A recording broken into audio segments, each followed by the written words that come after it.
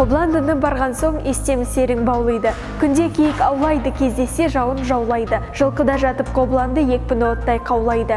Қаршығасы қолында, құмай тазы соңында.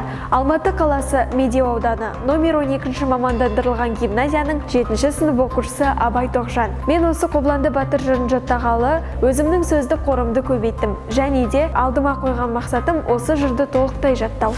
Оқушыларды намысшылдыққа, өзінің бойында рух тәрбиелеуге және де Қазақстанның патриоты болуға үйретеді деп ойлаймын. Сондықтан бұл жырды жаттау балалар үшін өте маңызды. Қазіргі кезде 21 ғасырда қолына кітап алып жыр жаттап, кітап оқитын оқушылардың саны азайғандықтан адамның жадысын дамыту және де әдебиетімізге ата-бабаларымызды қалдырып кеткен естеліктерін қайта жаңғырту мақсатында осы жырды жаттау бала үшін өте пайдалы деп айта аламын.